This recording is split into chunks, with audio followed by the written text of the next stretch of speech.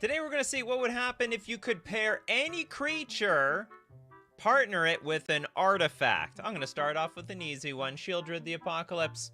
That's right, this card, oh, it's a very dangerous card. It's a black 2 generic 4/5 Death Toucher. You draw a card, you gain 2 life, but if an opponent draws a card, they lose 2. And what would I partner it with? Oh, yes, of course. The One Ring! 4 mana legendary indestructible artifact. And when it enters the battlefield, you gain protection from everything until your next turn. And then at the beginning of your upkeep, you lose 1 life for each burden counter on the One Ring. Tap, put a burden counter on the One Ring, and draw a card for each burden counter on it. So I mean, basically, it's just GG between these 2 cards. Just basically gain infinite life. For as many burden counters, I'm gonna gain. I might lose 1, but I'm gonna gain 2. That's good math, in my opinion. Okay, next up, we've got Toads with Blightsteel Colossus and Navinral's Disc. Blightsteel Colossus. This is a 12 mana 11/11 trample infect, but it's got indestructible. It's completely, you can't touch me. Well, you can touch me, but it won't destroy me. And if it would be put into a graveyard from anywhere, reveal it and shuffle it back into its owner's library instead. So don't be cheating it out of the graveyard. But we got Navinral's... Am I spelling this right? The Disc! Navini's Disc. Well, this is not very specific. How many discs are in this game? Okay, Navinral's Disc, the 4 mana artifact. Enters the battlefield tap, but you can pay 1 tap, and you destroy all artifacts, creatures, and enchantments. Wipe them out! Restarting the game, except I get to start with the Blightsteel Colossus. Okay, next up, let's take a look at Abzo's, Mishra Eminent One, and the Chromox. Why? Mishra's Eminent One. Mishra's We're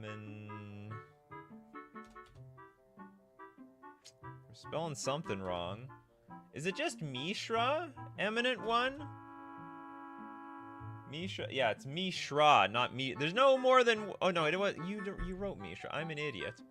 Okay, red, black, blue, 2 generic for a 5/4 human artificer. At the beginning of combat on your turn, create a token that's a copy of target non-creature artifact you control, except its name is Mishra's Warform, and it's a 4/4 construct artifact in addition to its other types. It gains haste until end of turn. Sacrifice it at the beginning of the next end set. Wait, you want... And Chromox?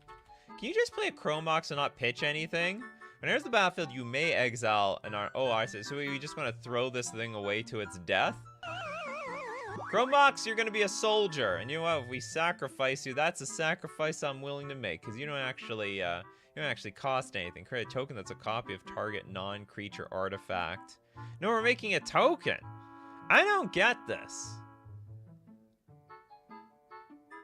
I really don't get this. Whatever. Chromox being paired up with Mishra. Banovsky with Nadu and Shuko. Yeah, that's quite the combo. You know, it's not enough, to be honest. It's good value, but it's not going to be game-ending immediately. Blue-green 1 generic for a 3/4 bird wizard flying, and all creatures you control have, if that's targeted by a spell or ability, reveal the top card of your library. If it's a land, put it in play. If it's another card, put it into your hand. And we got Shuko. The 0 cost equipment. Equipped creature gets +1/+0. That part is useless. All that's useful is that it's 1 mana, and you can infinitely, well, not infinitely, for as long as you keep putting creatures on the battlefield, you will keep getting triggers off of your Nadu. Nardu needs the help, to be honest. It'd be interesting. No, I'm just thinking, if you ban Shuko, then you ban that other creature that targets stuff for free. Is that enough? Probably not. They'll just come out with another card that just costs nothing to target stuff for nothing and break things all over again. Sheelan with Ragavan, Nimble Pilferer, and Embercleave. Okay, so Ragavan, 1 red, 2/1. Deal combat damage to a player, you get a treasure, you can play it, and you also exile the top card of your opponent's library. Play it until end of turn. It's got dash for 2. I don't understand the Embercleave. Why would you want to pair these two together? It cut Flash. Costs 1 less to cast for each attacking creature you control, even though it's 6 mana. Enters the battlefield, attach a target creature you control. It has double strike and trample. So what, you're afraid? I guess you don't like your Ragavan constantly getting, like, chump blocked by stupid cards. You give it double strike and trample. Your Ragavan lives. The opponent's creature just completely dies. All right, next up. Let's take one from, looks like Bryce. Leovold and Teferi's Puzzle Box. Leovold. Teferi's Puzzle Box. I think I know what Leovold more or less does. Sultai for a 3/3. Each opponent can they can draw more than 1 card each turn. You're limited to only 1. Whenever you or a permanent you control becomes the target of a spell or an opponent control target of a spell or ability an opponent controls, you may draw a card. But the thing is, with Teferi's Puzzle Box for 4 mana, at the beginning of each player's draw step, that player puts the cards in their hand on the bottom of their library in any order, then draws that many cards. But the problem is, you already drew your 1 card per turn. That's a problem. At the beginning of each player's draw step, I mean, you've drawn a card already at this point. You don't get to, or do you want? Is at the beginning of each player's draw step? I think the first thing that happens at the draw step is you draw a card. I think we've already drawn a card already. We're doing enchantments as well, or just artifacts? Only artifacts. That's why that's the name of the show here. I didn't say artifacts and enchantments. Unless it's an artifact / enchantment, you'd squeeze by there, okay? If you can somehow get the 2-for-1 in there at the same time. Okay, Steve Cooper with Nyx Bloom Ancient. And Chromatic Aura. This is not even legendary. We went over the rules, Steve Cooper. Are there any partners that are non-legendary? Yeah, I'll show this one anyway. Okay, and then you want Chromatic Aura. Does that do anything? Okay, this one... is this to add mana to cast your Nyx Bloom Ancient? 7 mana. You may spend mana as though it were mana of any color. Tap to add 5 colorless. Pay 5. Tap. Draw a card for each color among permanents you control. Then Nyx Bloom Ancient is 7 mana with trample. If you tap a permanent for mana, it produces 3 times that much mana. What do you want? You want 15 colorless mana. 15 colorless mana, Steve Cooper. You know Emrakul is banned in Commander, right? You know that. You're not going to be casting no Emrakuls around here. We got our first super chat of the day from Dangerous One. Val. The Candlekeep Researcher. And then we have Umbral Mantle. Umbral Mantle. I forget about cards like these. Okay, Val Candlekeep Researcher is a blue 3 generic 2/3 human wizard with vigilance. Tap, add an amount of colorless equal to Val Candlekeep Researcher's toughness. This mana can't be spent to cast spells from your hand. Well, that sucks. You also get to choose a background.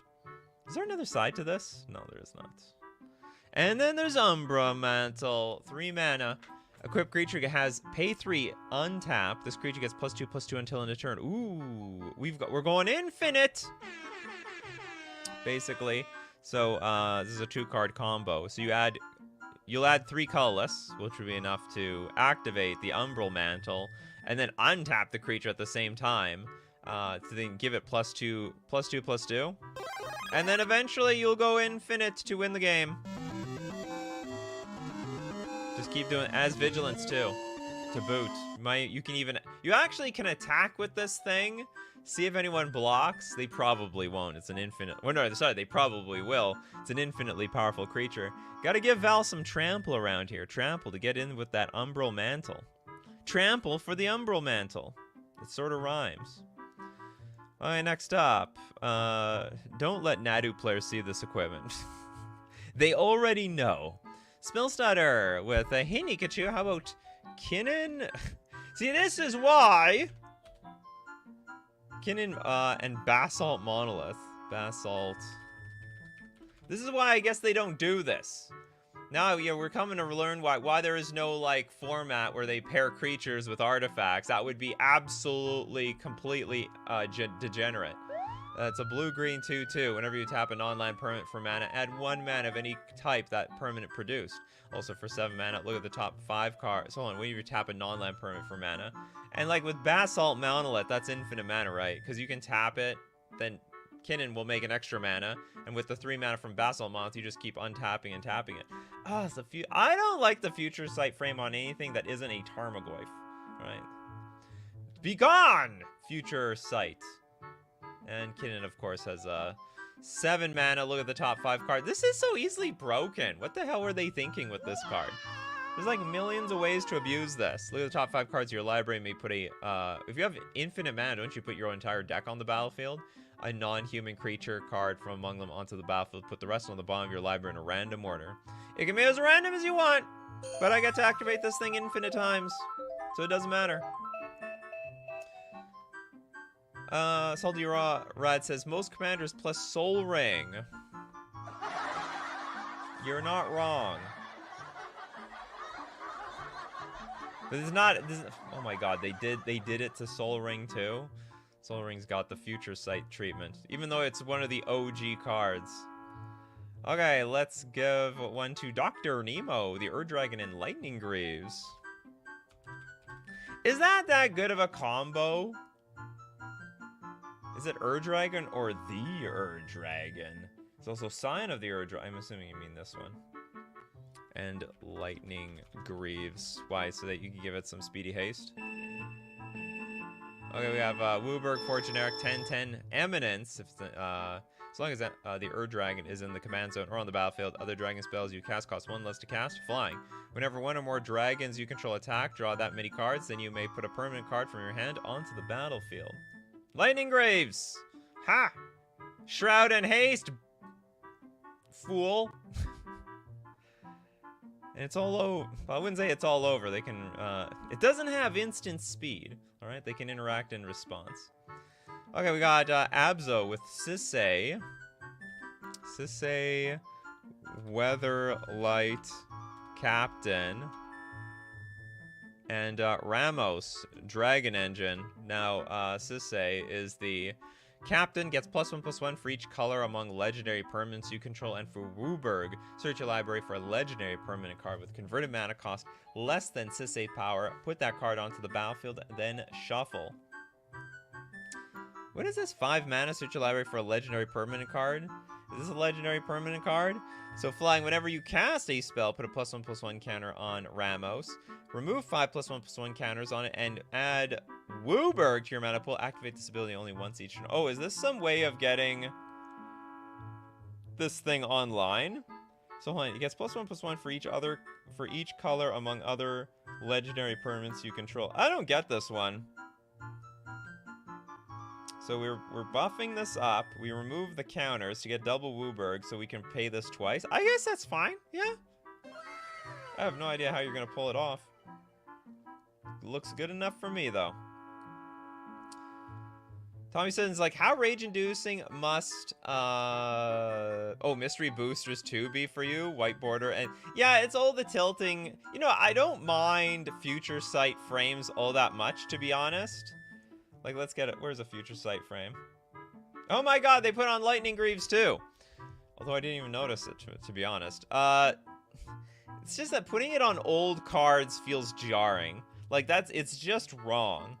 You know, white border cards I can deal with. I grew up with white border cards. I grew up with all these weird, stupid 4th edition to 7th edition cards. We hated it back then, but you know what? We sucked it up and we lived with it.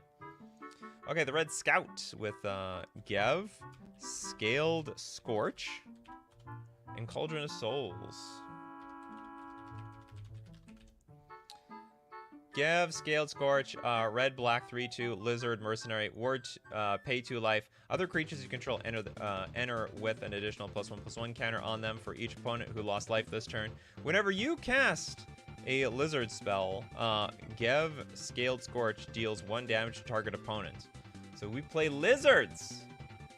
On other creatures you control, enter with an additional +1/+1 counter on them. Oh! For each opponent that lost life. And then we have Cauldron of Souls. Oh, this is the wrong... I thought it was Agatha's Soul Cauldron. Well, what does this do? 5 mana artifact. Tap. Choose any number of target creatures. Each of those creatures gain persist until end of turn. Isn't that bad? Oh, persist is different. Oh, it's if it dies, add no -1/-1 counter. Oh, so basically they don't die. They are invincible for forever. You kill it, it's coming back. Resurrected immediately. You know, that's the lizard thing. They regenerate like that, you know? They regenerate. You cut their tail off, it'll grow right back. I can't speak for all lizards, so don't do that. Next up, we've got King Ginger with the Filigree Sages? An empowered auto generator.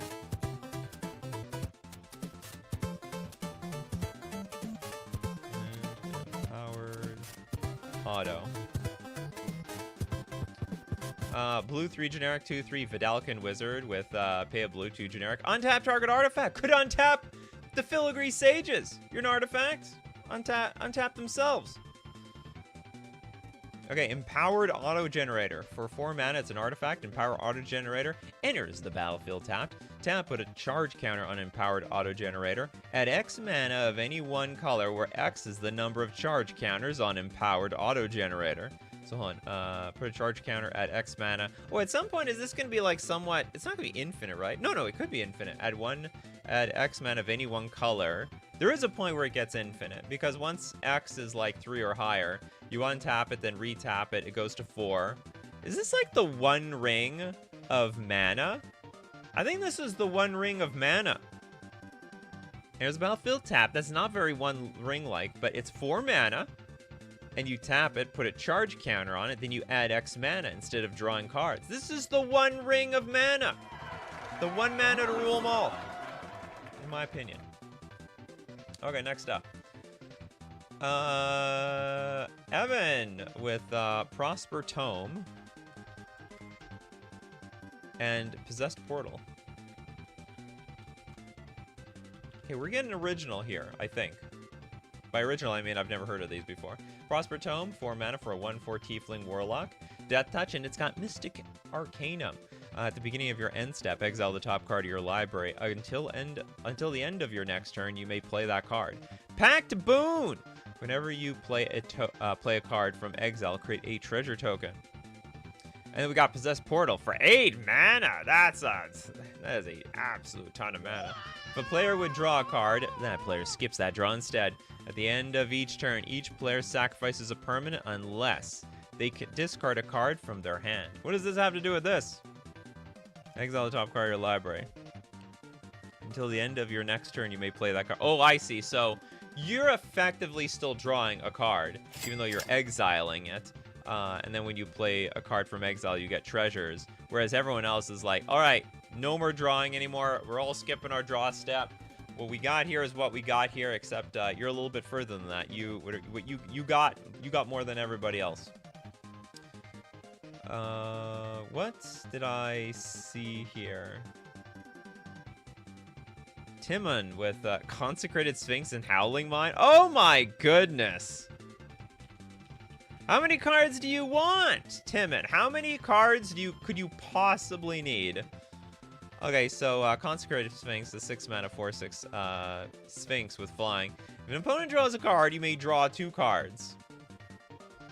What if it was a mirror like where everyone has like Consecrated Sphinx and Howling Mine? Does it end? Howling Mine, 2 mana. At the beginning of each player's draw step, if Howling Mine is untapped, that player draws an additional card. So you draw 2, I draw 4, and then on my turn, I also get to draw an extra card. Timon wants the entire deck. We're gonna win with Thassa's Oracle the hard way. And by hard way, I mean like really, we're gonna draw the deck slowly. Dangerous One with Mike and Ike? Huh? Oh, I see. There's some sort of joke here. Mikaeus, the Unhallowed. Oh, and Triskelion. It's like a walking ballista.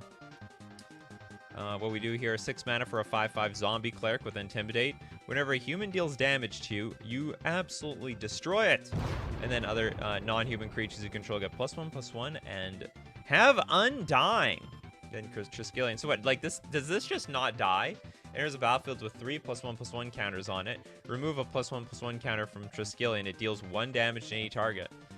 And so like, oh yeah, Undying gives the +1/+1, but unfortunately for your opponents, Triskelion will remove the +1/+1 at the moment of death. But then it'll be back.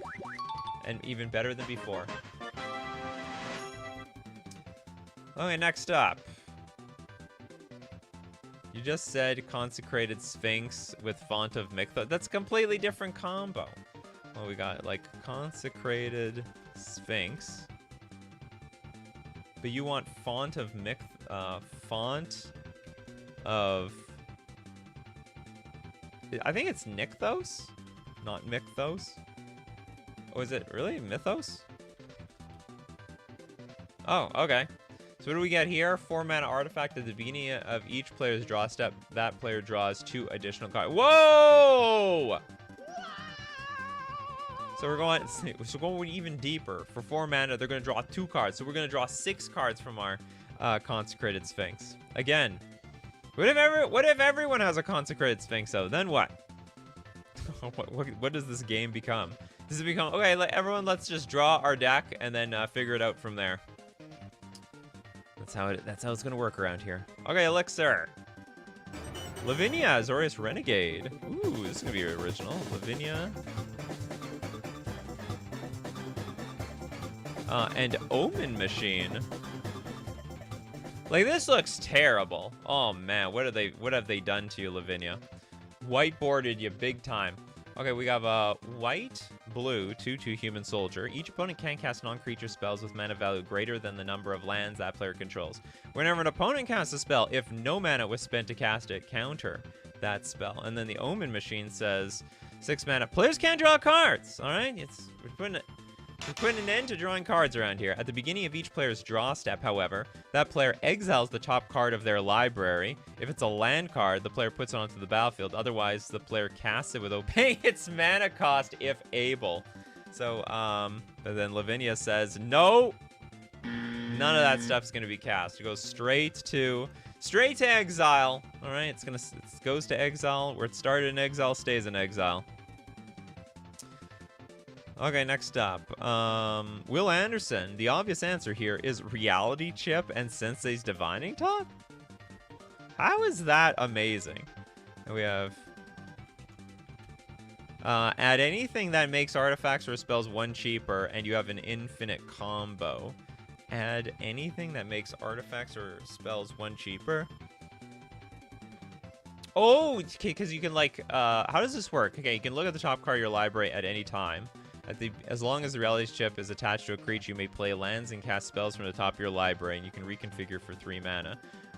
Oh, but you say if we can get something on the battlefield that makes your spells cost 1 less. So Sensei's Divining Top being free, you can draw the top card of your deck, then replay Sensei's Divining Top for nothing, because you can play the top card with the Reality Chip, and then basically draw your entire deck. So you got 2 parts of this combo, just 1 more part missing.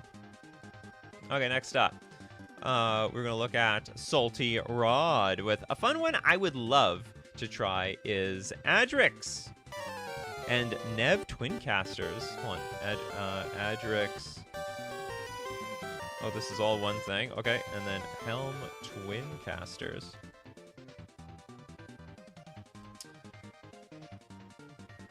4 mana for a 2/2 Merfolk Wizard with Ward 2. If 1 or more tokens would be created under your control, twice that many of those tokens are created instead. And then we got the Helm Twincasters.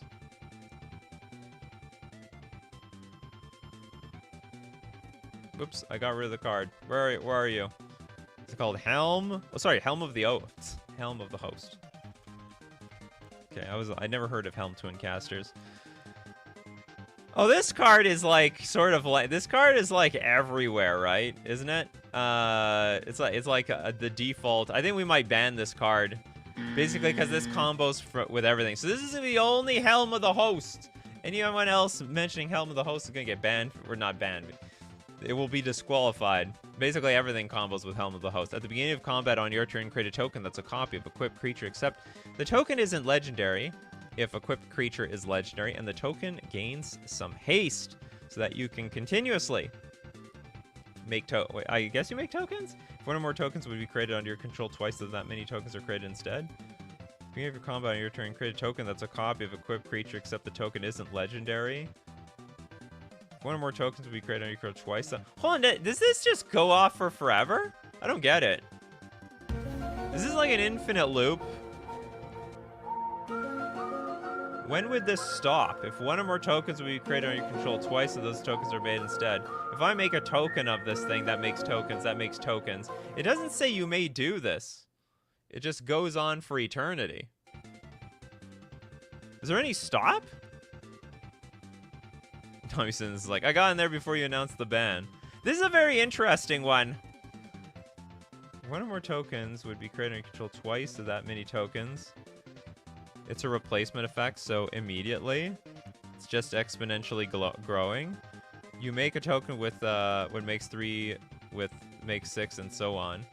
Yeah, it draws the game. Okay, so I'm right. You can't stop this thing.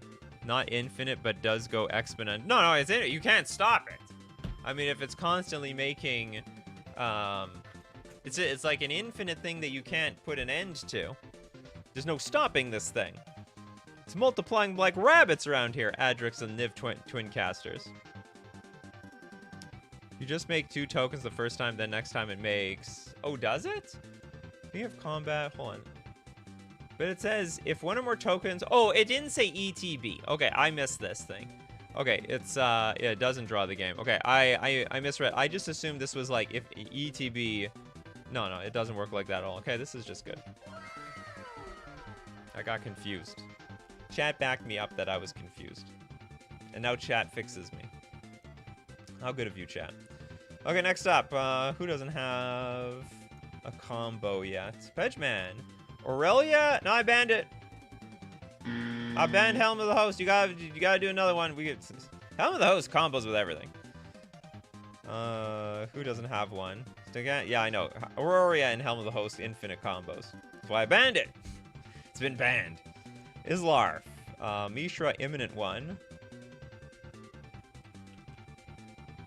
And, Gonti's Aetherheart? For classic infinite turns. Gonti's Aetherheart. So this is 6 mana. Whenever Gonti's Aetherheart or another artifact enters the battlefield under your control, you get double energy. Pay, what is it, 8 energy? 8 energy, exile Gonti's Aetherheart, take an extra turn after this one. And Mishra says at the beginning of combat on your turn, create a token that's a copy of it? Except it's a 4/4. I don't get how this combos. Whenever Aetherheart or another artifact enters the battlefield under your control, you get 2 energy. Okay. So even if we made a copy of this, we still have 2 energy, right? It gains haste until end of turn, sacrifice it. I don't see how this is infinite at all. Enters the battlefield, you get 2 energy. Mishra says you make a copy and you get 2 energy. This is like you get an extra turn. You need like a few extra. You need a few extra copies or a few extra turns before you get one. It's like take 2 turns, get 1 turn off, effectively.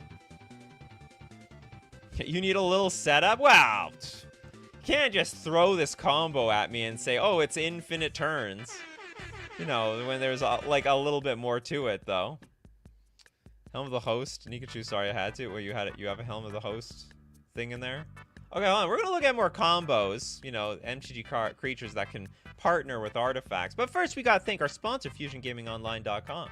Don't forget, Bloomborough singles are hot and ready for your pre-orders, for your orders. They're out already. Those Furry critters are going everywhere. It's actually shaking up a little bit of modern and definitely shaking up standard. I might end up playing them frog decks. And also, don't forget, Deal of the Week this week. Fusion Gaming has a new Deal of the Week every single week, and this week it's 15% off all Secret Lair singles and box sets. Go get those special arts. And at checkout, don't forget to use coupon code Nikachu to get an additional 5% off all your purchases. We're also going to thank Mana Traders, the premier place to rent Magic cards online. Your ability to play any format and as many decks as possible till you find the right deck that you want to play. For your particular format, whether it be Commander, Pioneer, Standard, Modern, Legacy, Vintage, and more, you can support the channel using my Mana Traders link in the description below, or save 10% off your first 2 months using coupon code Nikachu_25K. And back to the wild world of partnering artifacts with creatures. Does it have to be legendary creatures? Yes. All partners are legend. Is there a partner? You tell me, King Ginger. Is there a partner that isn't legendary? It's up to you. And in my opinion, no, they're all legendary. We're playing make-believe time. You know, there's a format based around like the signature spell and what is it? A legendary creature, planeswalker? Maybe it was a planeswalker. And now we're looking at what if you could partner with an artifact. Okay, next up we got Kagan. With Skitherix, the Blight Dragon, and with Sure Strike Trident, would make someone popular, right? I have no idea what that means. Okay, 5 mana for a 4/4 flying infect. Oh, by popular mean, yeah, everyone's gonna be gunning for exactly you. Because you got an you have a big infector here. And also, the Blight Dragon can gain haste with a single black. And also you can regenerate the Skitherix for double black, so it's very easy to kill. And then we got the Sure Strike Trident. This is a 2 mana equipment.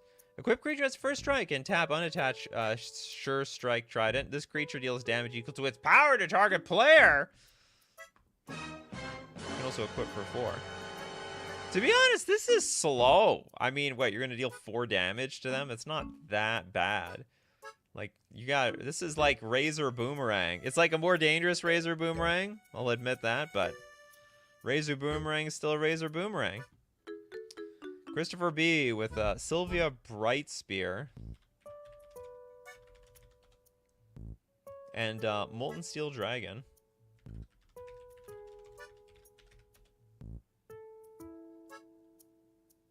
We've got, okay, 3 mana for a 2/2. Partner. This is actually a partner card. When this creature enters the battlefield, target player may partner with Korvoth Brightflame. It's got double strike, and dragons your team controls have double strike.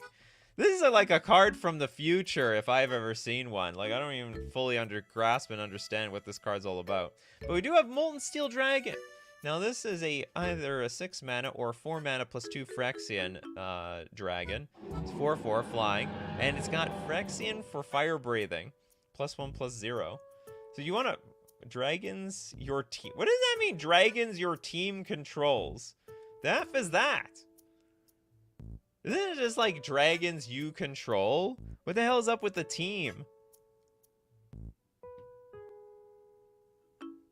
I don't get it. Well, anyway, it's got double strike. But your dragons have double strike. So, before you know it, this dragon's going to shoot you down for 1 billion damage.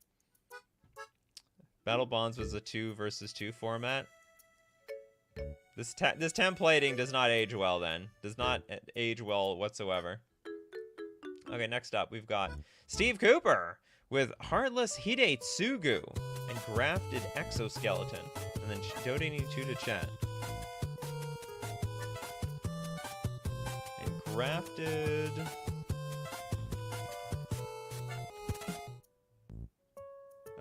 Need something to also not die, like the One Ring / donation to chat. Ah, yes. Don't die to the One Ring. Heartless Hidetsugu, 5 mana, 4/3. Tap. Deals damage to each player equal to half that player's life total, rounded down. You're not going to have so much life while the Heartless Hidetsugu is here. And then Grafted Exoskeleton. Equipped creature gets +2/+2 and has oh god. Does that work? Deals damage to... Oh my god, it does! So you basically give the Heartless Hidetsugu infect, and very likely, I mean, if you have 20 or more life, you're just dead in 1 shot! Grafted Exoskeleton becomes unattached from a permanent. Sacrifice that permanent. That's okay, it comes back. Commanders are like snakes with heads that grow back. They never die. Can't keep a good commander down. Okay, next up. Oh boy. Draftna. Founder of Latnam. And you want the One Ring. Okay, this is a 2-mana, 2/1. Has activated ability, a 2-mana. Return target artifact you control to its owner's hand. Oh, you're gonna have like infinite protection. So 2 mana. So long as you have enough mana, you can just keep bouncing the One Ring and replaying it. Pay 3, tap, copy target artifact spell you control. What? What is going on here? Yeah, so we're just gonna constantly copy and make and replay the One Ring. Yeah, the One Ring is cheating enough.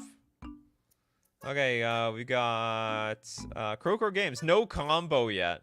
Okay, the Celestial Toy Maker. And the Phyrexian Portal. What's your commentary? Ping for 2 at a minimum. 4 if you attack. It is jank, yes. I do care, no. No, I like your creativity. We got some new interesting ideas on the show. So for Esper, we have a 2/4 Rogue Artificer. When the Celestial Toymaker attacks, look at the top 3 cards of your library.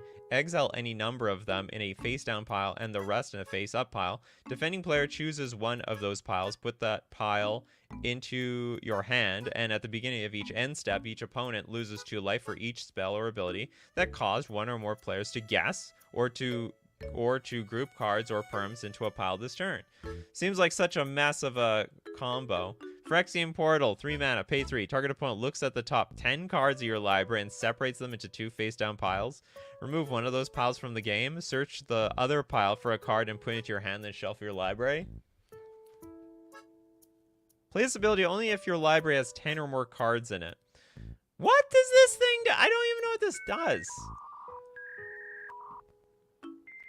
You claim it pings for 2 at a minimum, at a minimum, 4 if you attack. I don't even know if it does that. I'm just gonna have to trust you on that one.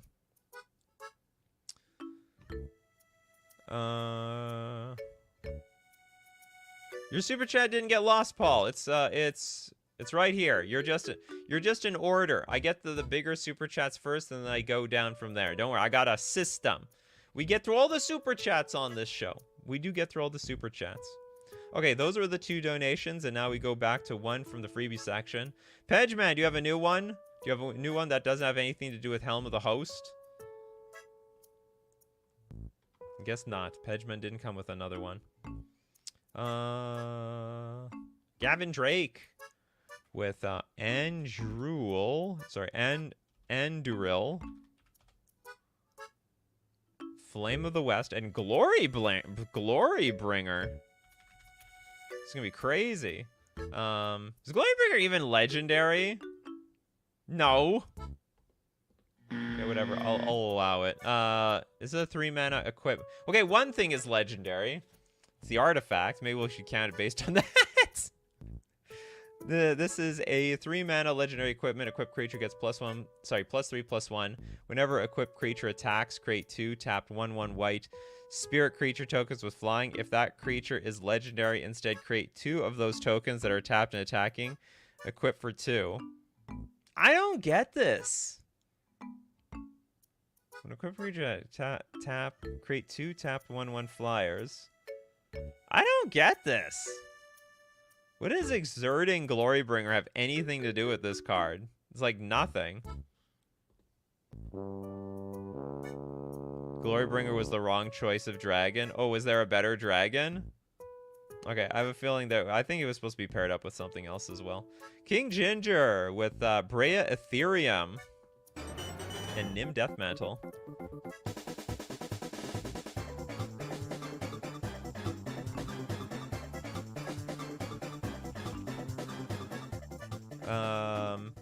You can't have this many cards. It's supposed to be 2 cards. This is not a 3-mana combo show. You get to pair with one of these things. In Commander, can you have 3 partners? No. You get to only partner with one other card, and then you stick with it. You don't have any other choice around here. Okay, 2-mana. Let's go with the Brea. Brea it's 4 mana for a 4/4 human. ETB, create 2 1/1 blue Thopter artifact creature tokens with flying. Pay 2, sacrifice 2 artifacts. Choose one. Brea deals 3 damage to target player or planeswalker. Target creature gets -4/-4 until end of turn. And you gain 5 life.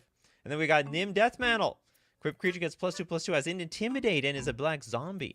Whenever a non-token creature is put into your graveyard from the battlefield, you may pay for it. If you do return that card to the battlefield and attach to Nim Deathmantle. To it. So I guess you want to... So if we have these 2 cards, you just need to find your Ashnod's Altar, and then you get, like, infinite creatures. Because you can sacrifice Brea and bring her back, I suppose. I think. Yeah, ETB, you get the... Yeah, you would have infinite mana with Brea. Beanpot, that was done already, believe it or not. Yep. Goes to show how original that one is. The Kin and Bonder Prodigy. Basalt Monolith combo. So legendary creatures is part of the shtick? Yes! Legendary creatures are part of the shtick. Next up, we're going to take one... Oh no, that was the last one was a super chat. Connor didn't get something yet. Are you companions allowed in Commander? Yes, actually. You don't have to... You do not have to use a companion as a companion. You can just use it as a legendary creature. Kano, Eomer, Marshall, and Blade of Selves. Okay, I don't think I got this right. Oh, I spelled it wrong. Marshall of Rohan. And Blade of Selves. Okay, Eomer, Marshal of Rohan, is a 4-mana 4/4 human knight with haste. Whenever one or more other attacking legendary creatures you control die, untap all creatures you control. Now, after this phase, there's an additional combat phase. This ability triggers only once each turn. Ha! That's what Omer thinks. It's never just once per turn now, is it? Blade of Selves. Equipped creature has Myriad. Whenever it attacks for each opponent, other than defending player, you may create a token that's a copy of that creature. Whenever one or more other attacking legendary creatures you control die, untap all creatures you control. After this phase, there is an additional combat phase. This ability only, whenever one or more other attacking legendary creatures die. I don't get this. Hold on. Are we giving everyone like a copy of our creature? Oh, and they have to attack twice. I get it. So it's not like they're gonna punch him once. They're gonna punch him again.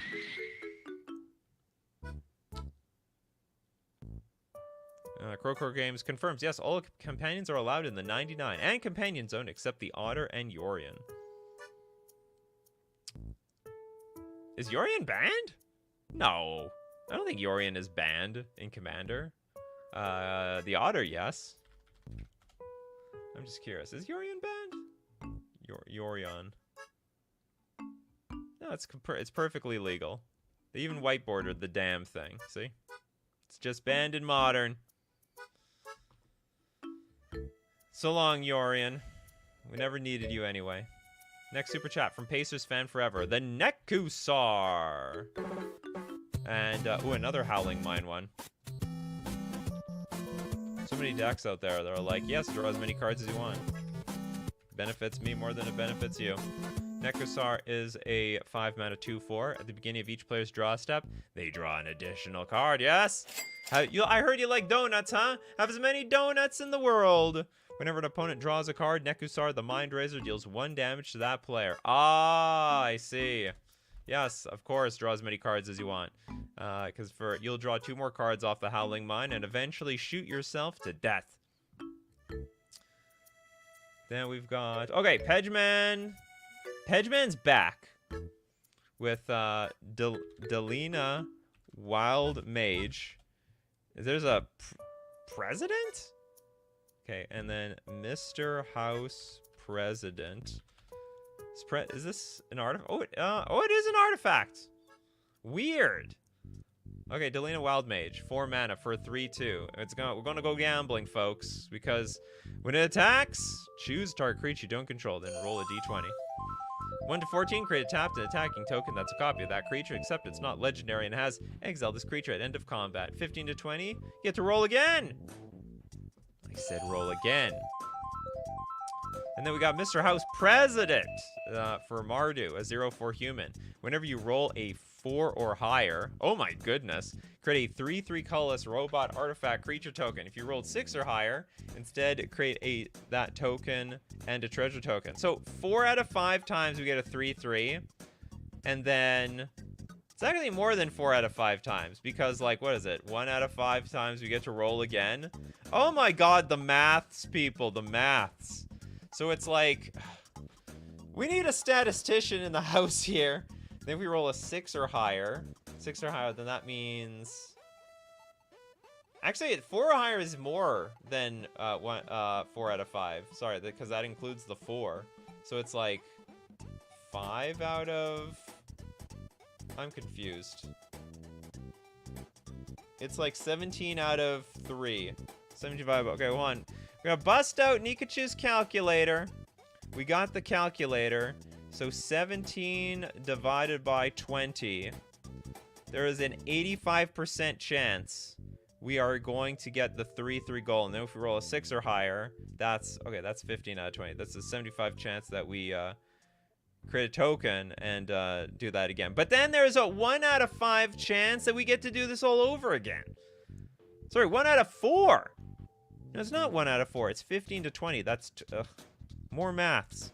Okay, we're busting out the calculator. I didn't even realize that. It's 1 to 14. So it's actually 6 divided by 20? So there's a 30% chance that we do this all over again. Yeah. Oh, hell! Calculon. Calculator knows everything. That's crazy. Math's like crazy. All right, super chat. We'll get back to... Yeah, I'm going to get to Paul. Paul seemed like a little impatient. You know what? Paul was very, very patient. Let's give this super chat a non-vote. Come on. Darian, King of Keldor. Or Keldor. And Blasting Station.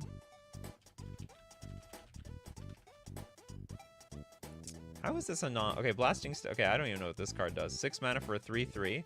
Whenever you're dealt damage, you may create that many 1/1 white soldier creature tokens. Okay.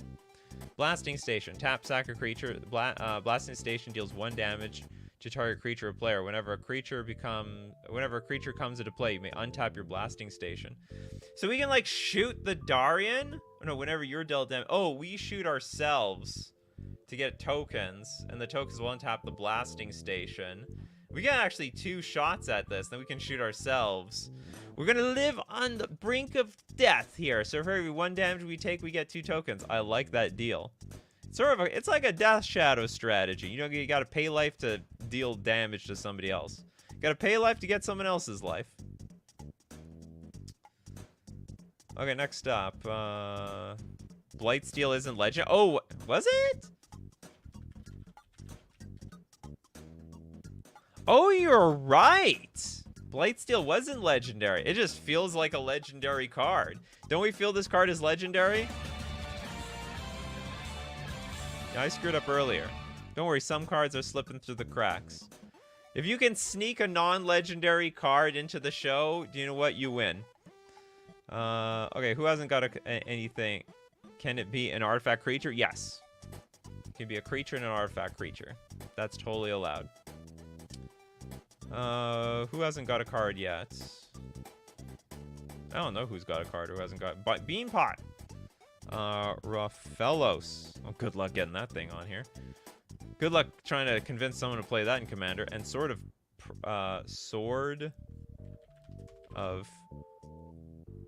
the Perunes? Raffelos, 2 mana, 2/1. Tap, add a green for each forest you control. Sword of the Perunes, 4 mana equipment. As long as equipped creature is tapped, tap creatures you control get +2/+0. As long as equipped creature is untapped, untapped creatures you control get +0/+2. Pay 3. You may tap or untap equipped creature. Ah, you get some infinite. You have an infinite mana combo here. You can equip for 3. Tap for 4, untap for 3. Tap for 4, untap for 3. What are you gonna do with all that mana, huh? What are you gonna spend on that? Okay, we're gonna go through some bigger super chats here. Kagan with the Omnath, Locus of all.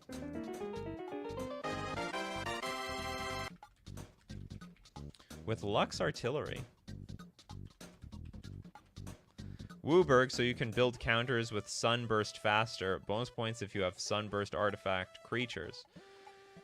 Effectively, Wooburg for a 4/4. If you would lose unspent mana, that mana becomes black instead. At the beginning of your pre-combat main phase, look at the top card of your library. You may reveal that card if it has 3 or more colored mana symbols in its mana cost. If you do, add 3 mana in any combination of its colors and put it into your hand. If you don't reveal it, put it into your hand.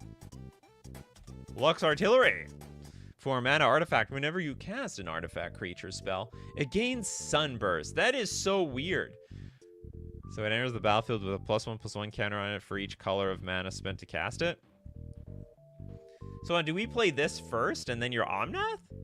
And then at the beginning of your end step, if there are 30 or more counters among artifacts and creatures you control, Lux Artillery deals 10 damage to each opponent. That's a lot of damage.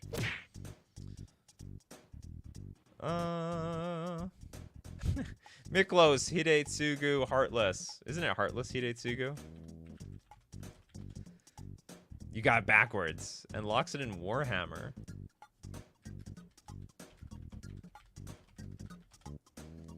Okay, so this one is like tap, lose half the life, round it down. Locks in Warhammer, pay 3. Equip creature gets +3/+0 and has trample and lifelink. So you might hit them for half their life, and then you're going to gain some life. You're gaining a lot of life, actually. Perhaps all the life. Next up, we got Evan. With Just for Fun, here's an artifact partner pair that actually already exists. Asmarano, Markadasna, Kuldakar, and the Underworld Cookbook.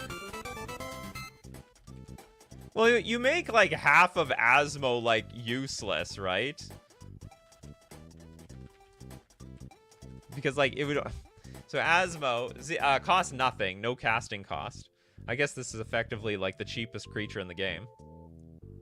For a 3/3, as long as you discarded a card this turn, you may pay Rakdos to cast the spell. When Asmarano, Amartika, Dasna, Kuldakar enters the battlefield, you may search your library for a card named the Underworld Cookbook. Reveal it, put it into your hand, then shuffle. Sacrifice 2 foods. Target creature deals 6 damage to itself. Don't be punching yourself around here. Don't hurt yourself. Yeah, you're supposed to search your library for the Underworld Cookbook. You're not supposed to have it available right then and there. I don't know how useful this combo would be if like you had it available immediately. They're both in the command zone. It's so weird to see it like that. Abza says, upvote for Toilet Duke. I'm assuming Toilet Duck. Okay, we have Helion Suncrown and Walking Ballista. This is a lame combo. Okay, we have a funny story, though. Toilet Duck says, Walking Ballista is an artifact creature that combos with lots of different cards. Yeah, I know. That's why I give you a boo for this one. Okay, 3 mana. Whenever you gain life, put a +1/+1 counter on target creature or enchantment you control. Also, for 2 mana, another target creature gains lifelink until end of turn.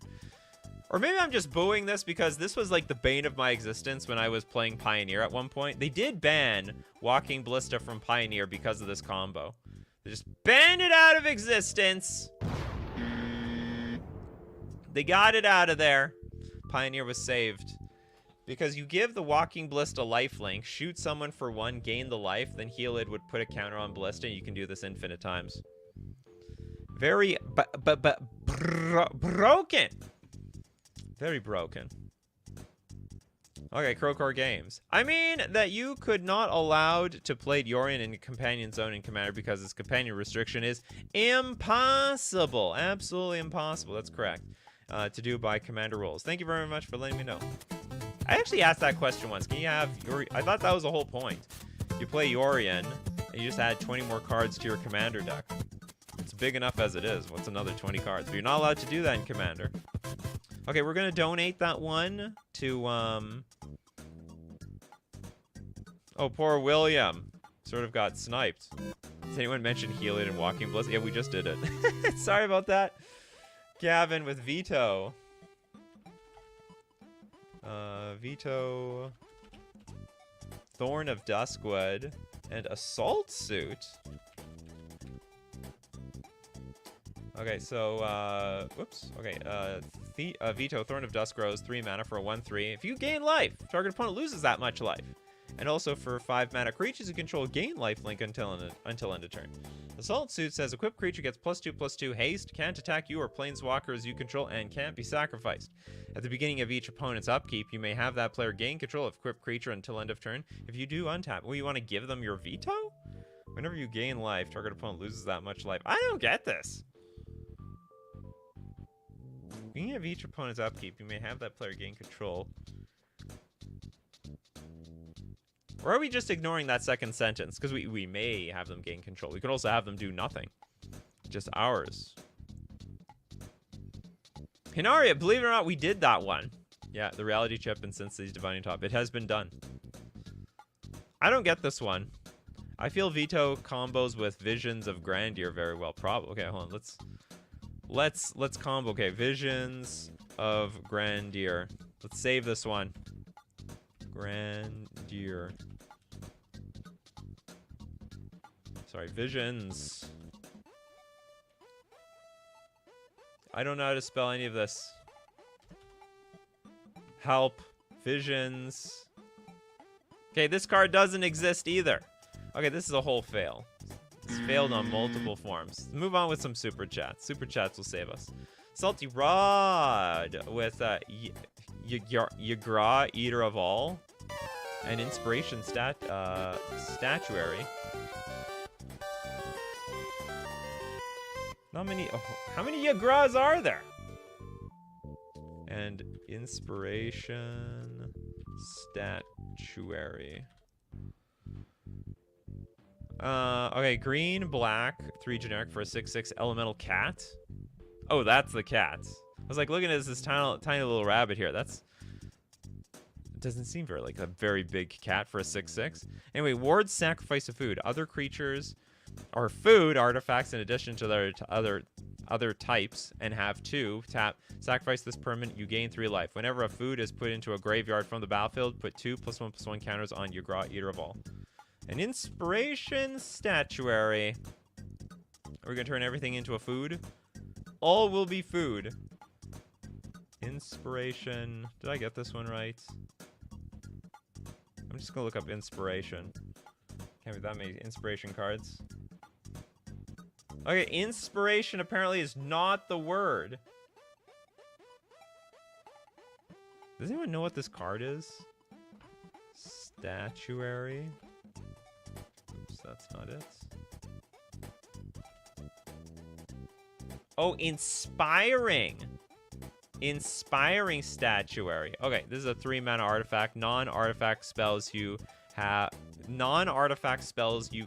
have improvise. So, okay, non-artifact spells you cast have improvise. Your artifacts can help cast those cards. And then the Yagra, Eater of All, says all other creatures are food, which means that there are artifacts, which means you can tap them to cast the spells. All right, we figured it out. I barely figured it out.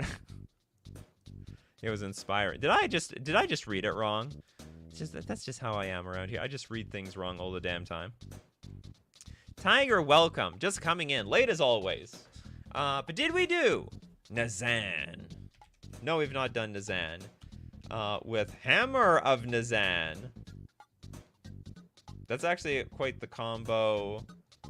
So we have Nazan and Hammer of Nazan. This is the most on-theme combo we've seen all day today. And then you could play Colossal Hammer from the command zone and equip it. Okay, first off, what is Nazan? 6 mana for a 5/4. ETB. Search your library for an equipment card and reveal it. If you reveal a card named Hammer of Nazan this way, put it onto the battlefield. Oh, I see. So you actually want Nazan to be partners with Colossus Hammer from the Exile Zone, and then Nazan can freely go find the card in the deck. If you reveal a card named Hammer of Nazan this way, put it onto the battlefield. Otherwise, put that card into your hand. Whenever an equipment creature you control attacks, you may tap target creature defending player controls. Whenever an equipped creature you control attacks, you may tap target. Okay, was not a big ability. I was expecting bigger. Hammer of Nazan, by the way. Whenever Hammer of Nazan or another equipment enters the battlefield under your control, you may attach that equipment to target creature you control. Equipped creature gets +2/+0 and has indestructible. Okay, next super chat from Kagan. Ooh, a Vorinclex card. And the Millennium Calendar.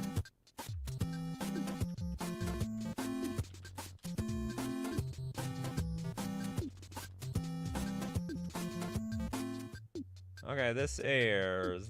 It's the creature that's like a hardened scales, right? 6 mana for a 6/6 trample haste. If you would put one or more counters on a permanent or player, you double them up. If an opponent would put one or more counters on a permanent or player, they put half that many counters. You get less. Ha! I get more, you get less. That's how it works around here with Vorinclex.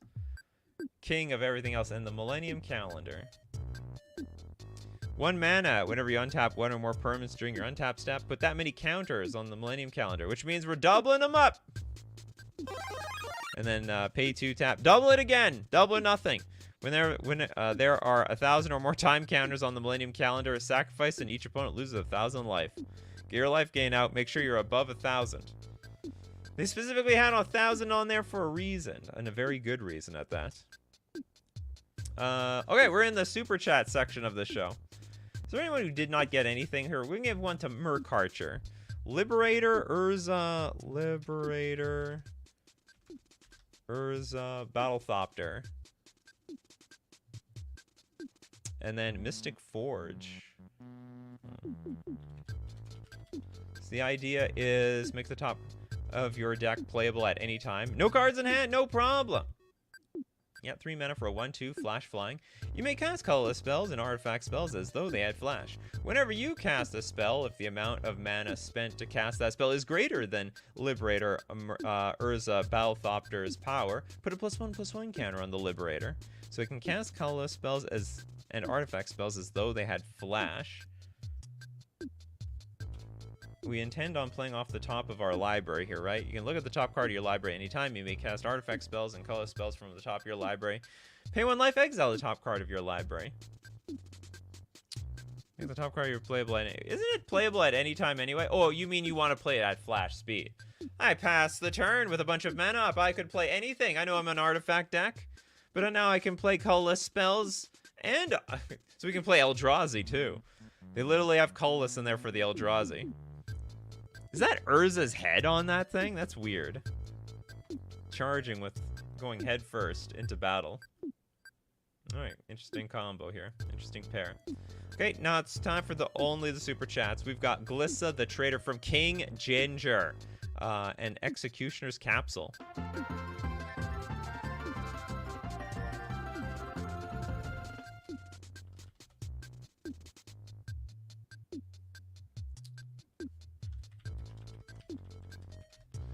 This is a 3 mana 3/3 zombie elf. First strike death touch. Whenever a creature an opponent controls is put into a graveyard from the battlefield, you may return target artifact card from your graveyard to your hand. Executioner's Capsule is... Well, I guess this is the artifact we're going to go get. Pay 2, tap, sacrifice Executioner's Capsule. Destroy target non-black creature. And how does this combo work? Whenever a creature an opponent controls this... Okay, so I killed your creature, I get this thing back to do it all over again. This is very Jund-esque, King Ginger. Very Jund-esque. I don't know. I didn't know you could do that in Commander. Then we got Pacers Fan Forever with Xeris? The Writhing Storm? And the Font of Mythos.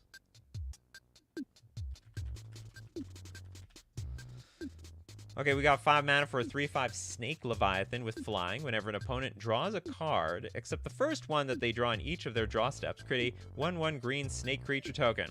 It's almost like a more expensive, what's it called? Orcish Bowmasters. When Xeris, the Writhing Storm, deals combat damage to a player, you and that player each draw that many cards. Oh, I see. So you're gonna make people draw like 1,000,000 cards, and therefore you get 1,000,000 little tokens. Oh, I see a mosquito. Hold on, I gotta kill this thing.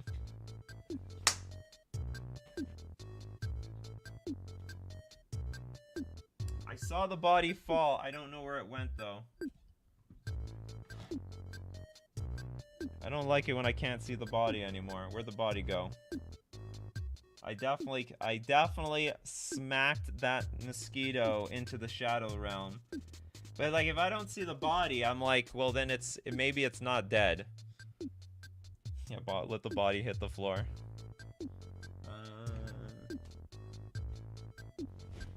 Oh! Found it. It was moving. Never let a mosquito live. Good mosquito's a dead mosquito. Yeah, it's right behind you. Could be.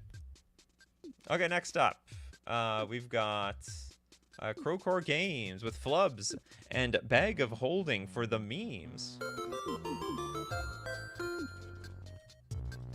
Flubs is a card? Oh, the Toad. Yeah, this thing's a new card. And Bag of Holdings? Bag of Holding? Okay, this is a meme combo, apparently. Okay, for red, blue, green, we have a 0/5 Frog Scout. You may play additional lands on each of your turns. Whenever you play a land or cast a spell, draw a card if you have no cards in hand. Otherwise, discard a card. So whenever I play a land, I gotta discard a card. Whenever you play a land or cast a spell, I draw a card. This is gonna be like it must be really weird how this deck plays out, or how that creature plays out. Then Bag of Holdings, a 1-mana artifact. Whenever you discard a card, exile that card from your graveyard. Pay 2, tap, draw a card, then discard a card. Also pay 4, tap, sacrifice Bag of Holdings, return all cards exiled with Bag of Holdings to their owner's hands. Ah! It's actually pretty good. So everything you've discarded with your frog, with Flubs, it's all coming back, baby! For a low cost of, I guess, 5 mana for the most part. King Ginger with the Zurgo Helm Smasher.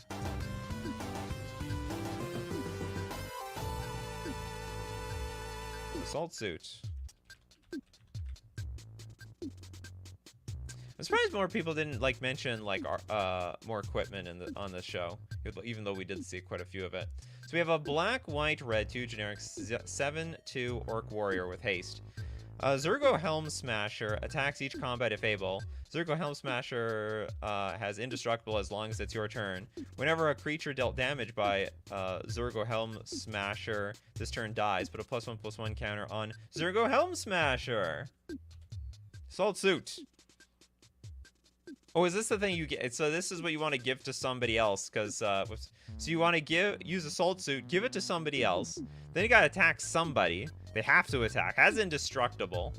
You won't be able to touch this Zurgo. Neat card. Okay, next up we've got Evan with Phage the Is that a combo? I guess? I guess that is a combo, isn't it? Phage the Untouchable and Torpor Orb. So the problem with Phage is when it enters the battlefield, if you didn't cast it from your hand, you lose the game. But that's an ETB trigger. But then Torpor Orb says, well, creatures entering the battlefield don't cause abilities to trigger. Oh my god, they got a future sight of this thing too. Doesn't look too bad, to be honest. I like this Torpor Orb in future sight. I actually think it looks good. Whenever Phage deals combat damage to a creature, destroy that creature. It can't be regenerated. Whenever Phage deals combat damage to a player, that player loses the game. That's interesting. You know what? That is an interesting... I think this is one of the most original, one of the more useful combos in this entire show. I actually like this. I like this one a lot. This is perfect.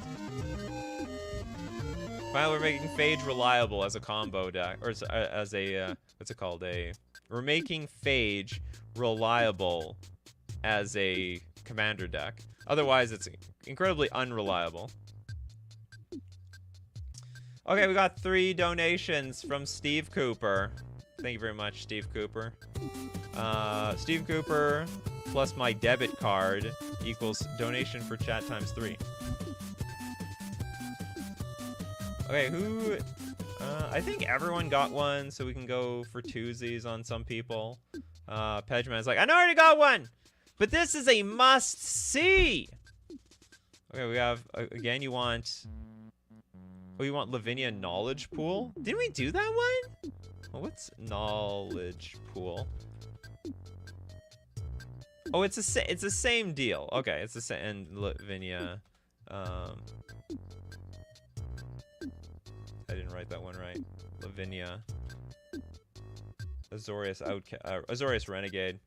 So, Lavinia Azorius Renegade says each opponent can cast non-creature spells with mana value greater than the number of lands they control, and also, whenever an opponent casts a spell, if no mana was spent to cast it, you're countering that spell. Now, Knowledge Pool, 6 mana artifact, when it enters the battlefield, each player exiles the top 3 cards of their library, and then whenever a player casts a spell from their hand, you have to instantly exile it, and then if the player does, they can cast another non-land card exiled with Knowledge Pool without paying the card's mana cost.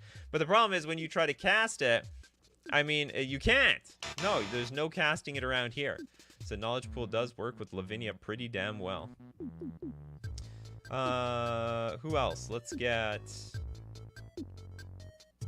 I don't know if Hanaria got one. Eloise? Nephalia Sleuth, an Academy manufacturer. One, Eloise. Eloise! An Academy manufacturer. Oh my goodness. That is... It's probably some nasty stuff we have over here. 5 mana for a 4/4 human rogue. Whenever another creature you control dies, you investigate. Whenever you sacrifice a token, surveil... Oh my goodness! Academy Man, what's wrong here? Okay, Academy Manufacturer, 3 mana, 1/3. If you create a clue, food, or treasure token, instead create one of each. So are we making tokens here? Yeah, investigate. You make the clue token. So whenever another creature you control dies, investigate. So we make more tokens. Whenever you sacrifice a token, surveil one. So actually there's no infinite combo here, right? This is just synergy. This is good old-fashioned good synergy here. Next up, Grokor Game says Nikachu, apparently Song of Creation plus flubs equals EDH power. Just saying, donate to someone else. All right. Thanks for letting us know. Okay, we got Valentore with Giza the Hellraiser.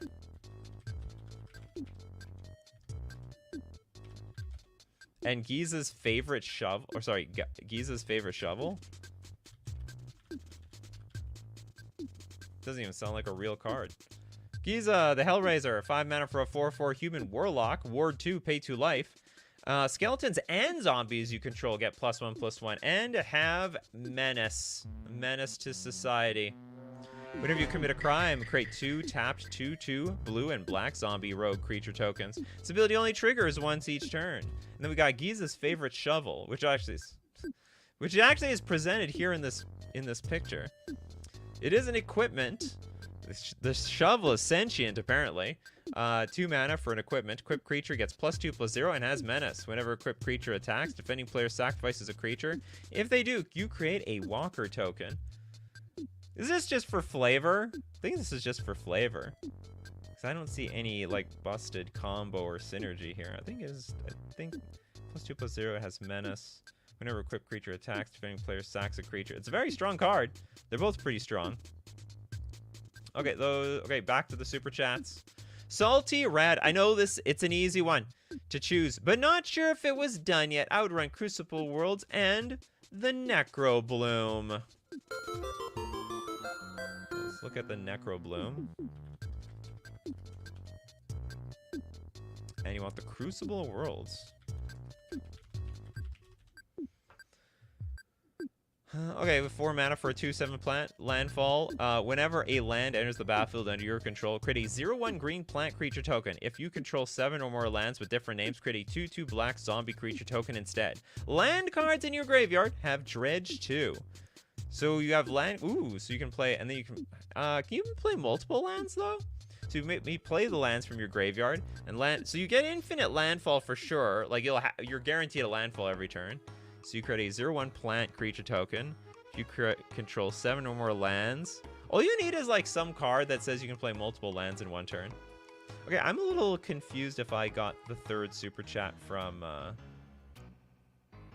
Steve Cooper's super chat. So I'm gonna pick another person from here. Let's get from... Let's take Toads. Wait, Toski and Acorn Catapult.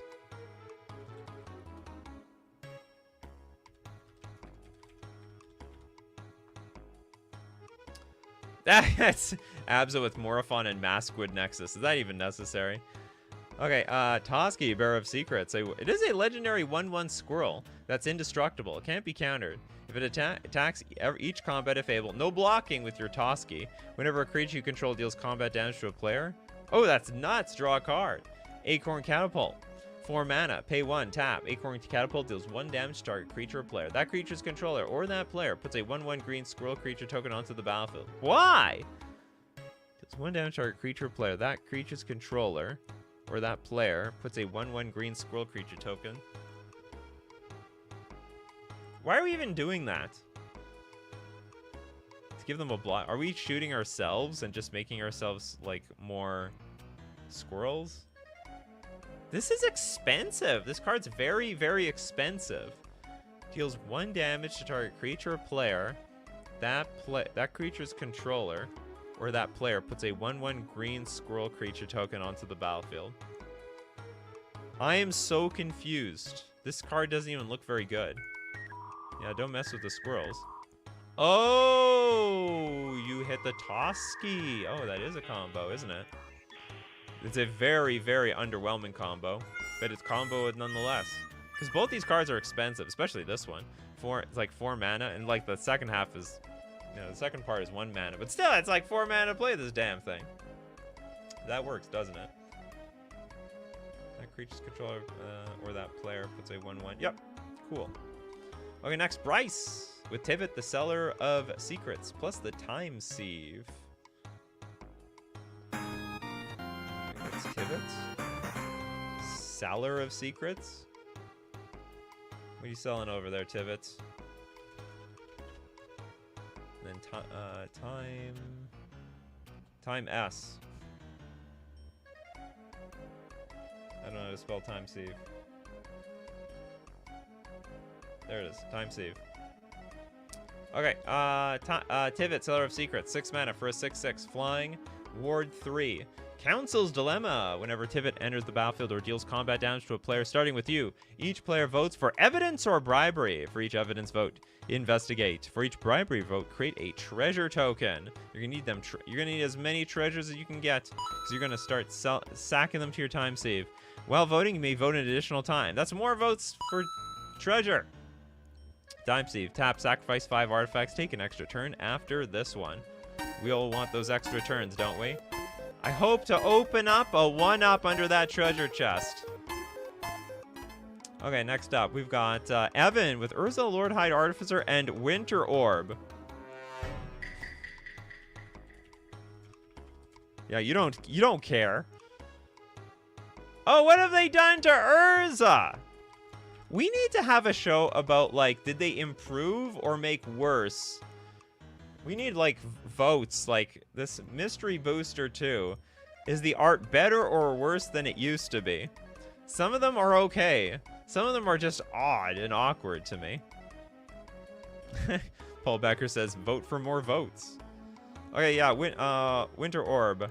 So, the idea is as long as Winter Orb is untapped, players can't untap more than 1 land during each of their untap steps. But Urza, you can tap the Winter Orb for blue mana. Therefore, it's tapped, and you do that at the end of your last opponent's end step, so you can untap and untap everything for your entire turn. And that's it. Thanks so much, everyone. Thank you for letting me know what you would partner a creature with an artifact. And as usual, if you want to be part of the show, you got to be here 3 p.m. Central Standard Time. Thanks to everyone who supports the show. If you're a patron on Patreon, a member on YouTube, or you super chat to be part of the show, you super chat so other people are a part of the show.